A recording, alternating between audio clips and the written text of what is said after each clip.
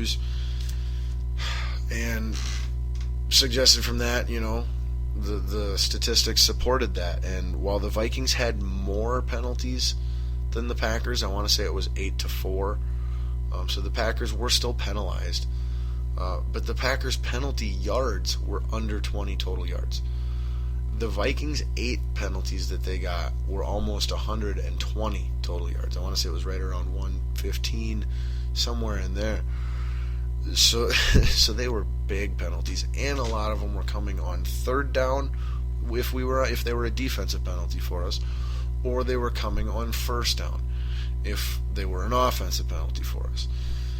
So, we'll skip to the end and then we'll go back to the beginning, kind of Star Wars it, or Hobbit it, or Lord of the Rings it, I should say, as well. But the penalties were by far the biggest single determining factor in both the outcome of the game as well as the margin of victory. Not to say that if the penalties had been reversed we would have won, but it would have been a one-possession game that we would have had the chance to win at least. But so, let's be clear though, Vikings fans, the penalties that they called on the Vikes, they were penalties, each and every one of them. A lot of them stupid, inexplicable penalties. 2, at least for sure, that I can think of that were, just attitude, just what's wrong in your head penalties. One coming on Cordero Patterson, following a kick return where we were down by 2 touchdowns, still enough time to get back in the game. He gets us to the 50-yard line and then decides to celebrate that by headbutting the kicker. Thanks, idiot. CPAT. But the other one as well was a third down, extremely unnecessary, unacceptable roughing the passer on Linval Joseph, where he had taken 2, 3, 4 steps towards Rodgers after Rodgers threw the ball, and then when he got there, he stuck his arm out and pushed him. Like, it wasn't like a violent hit or anything like that, but he went out of his way to intentionally make contact with the guy well after he had thrown the ball. Completely just stupid, unacceptable, and very uncharacteristic of this Vikings team thus far this season, outside of the San Francisco 49ers game, mind you, where we were the least penalized team in all the league. I want to say now we're still like the 3rd least penalized team, or we might still be the least penalized. I'm not sure. I know our defensive points ranking went down just a tiny bit from 2nd to 3rd, I want to say as well, giving up a season high 30 points. We had our previous season high was 23 in the 3-point loss at Denver to the Broncos in week 4? I think it was week 4. Might have been week 5. One of those two. But moving on, special teams overall, 2 penalties, 7 pluses, 7 minuses. The coverage for the special teams units was better this week. Still a few errors, both on the return side of things as well as the coverage side of things. But coverage has been a weakness multiple times this year, including last week when I watched the film. And this week it was not a glaring weakness. A lot of our kick coverage had tightened up and played really good. So that was another positive alongside the squirrel.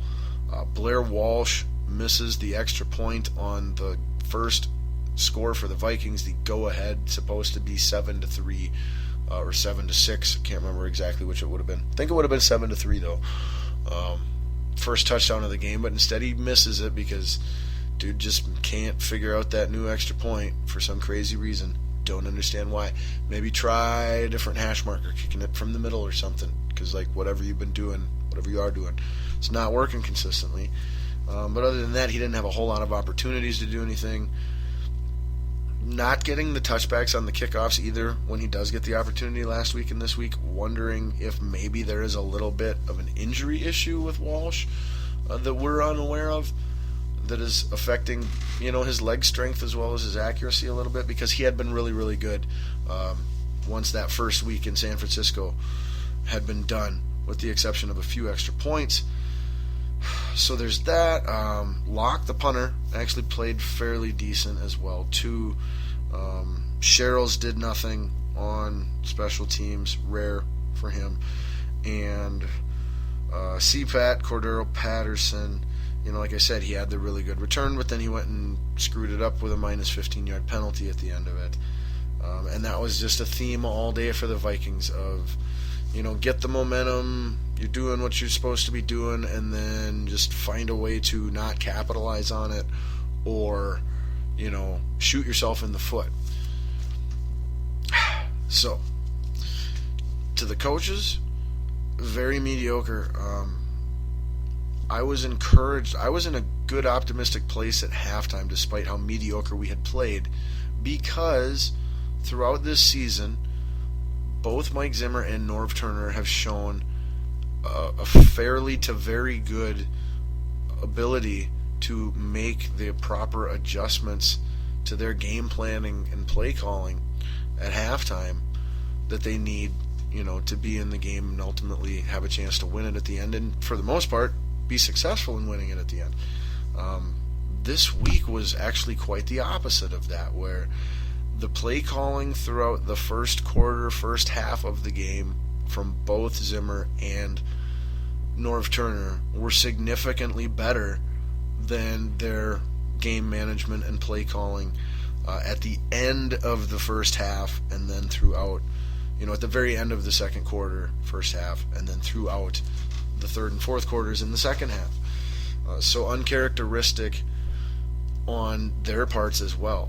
They didn't have particularly bad coaching days. Zimmer finished with a +6 and a -6, so an even, and Norv finished with a +11, -10 for a +1. So those are mediocre, average.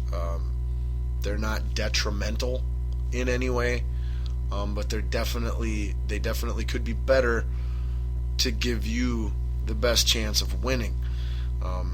And the main takeaway was, like I said, if you watch the Vikings every week, they generally tend to do a very good job at making adjustments at halftime. And, and you see that in the third and fourth quarters on both sides of the ball. But this last week against the Packers, it was quite the opposite. And it is possible that is also a result of Mike McCarthy and the Packers coaching staff being good themselves at going into halftime of a game and making the proper modifications and adjustments to their strategy. So, you got to give credit where it's due sometimes as well.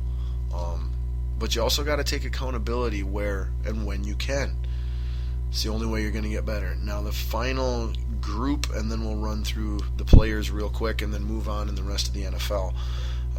Be done with the purple vein, keep balls on fire technically on for, the purple, or the football, the football segment as well, which is the spew. So we're going to have purple vein into the spew, which is all in balls on fire. Total inception. But the offensive line, individually, there were only 2 really poor performances overall.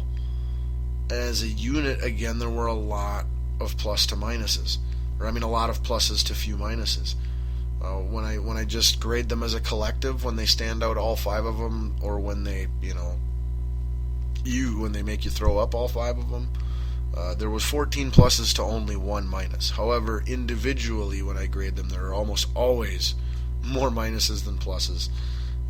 As a result of that as well, they're both taken into consideration. Because everybody wants to blame the offensive line. It was 5 or 6 times. Teddy got sacked this past week. I'm pretty sure it was 6. And going back and paying specific focus to those sacks,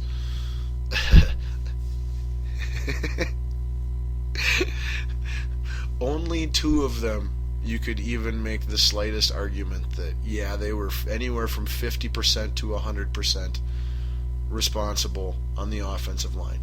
No, 4 of them were entirely 100% responsible by Teddy, and the other 2 were at least 50% or more responsible by Teddy. That guy, when he gets sacked, the reason he gets sacked more than almost every other quarterback in the NFL this year, maybe he is leading. I know he's towards the top in that category, which is not, that's actually the bottom. It's like an Alice in Wonderland thing. But it's not, people just want to look at that end result and the numbers and go, bad offensive line, your offensive line sucks. As a former offensive lineman who is an all-around elite football mind, not just at the offensive line, nothing could be farther from the truth. And if you go back and you know right from wrong and what to look for, like I said, 4 of those 6 were 100% on Teddy, and the other 2 maybe were 100% on Teddy, maybe 50% on Teddy, 25% on the play on Norv Turner for the play call, play design, and 25% on the offensive line for not giving that extra, 1.5 second more. But in all 6 of them, Teddy had at least half to all of the blame. Because when you watch the film and you pause it, at the last moment that he could throw the ball before getting sacked or before, taking off and scrambling, there is a check down right in front of him, wide open, uncovered, that he is just inexplicably not throwing the ball to. But let's finish with the offensive line, then we'll go to Teddy, since that's, how the story's taking us. Khalil had 3 freaking penalties, even though one of them was declined, so only 2 penalties that stuck. His overall grade, however, was 2 pluses to then the 2 to 3 minuses from the penalties. He had no actual minuses on failed blocking in any way, which was great to see. It was just the penalties. Those 2 to 3 plays that he got flagged on were literally the only 3 plays that he did a poor job of, that affected the play in a negative way. So fairly good, performance on Khalil, who coming off a very bad game if you listen to last week's show. So again, an all-around improved game for Khalil at left tackle from last week's performance at least, and a fairly acceptable grading from what I usually do going through the offensive lineman here.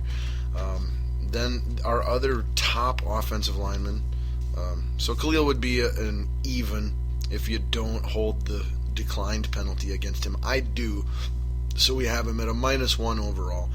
Our other -1 overall would have been Joe Berger, who had 1+ to 2 minuses. And then rookie right tackle TJ Clemmings was a -2 with 2 pluses and 4 minuses. To his credit, he struggled later on throughout the game. I think some of their blitzing designs and pass rushing schemes were maybe getting a little better, more well designed to exploit our weaknesses possibly. And then of course you've got the guard play, which we've been telling you all year, that is where the inefficiencies on this offensive line exist. It is not at left tackle, it is not at center, and it is not at right tackle. It is at primarily left guard, and sometimes, all too often, at right guard as well. Some weeks, right guard's been good, left guard's been bad every week all year. First time playing that position, Brandon Fusco, or Fusco as I like to call him. Not sure which the correct pronunciation is, but he had always been an above average right guard when healthy. This year they moved him to left guard for the first time in his career, and he has stunk pretty much every game. This week was no different. He had 1+ was all to 7, count them, 7 minuses, including a penalty, for an overall grade of -6. He was by far your worst Vikings offensive lineman, twice as bad as the second worst Vikings offensive lineman, which was his fellow guard, the starting right guard, Mike Harris. Now, Mike Harris had 3 pluses to Fusco's 1, and he had 6 minuses, however, giving him a total score of -3. So, Khalil, Berger, Harris and Clemmings combined were a -7.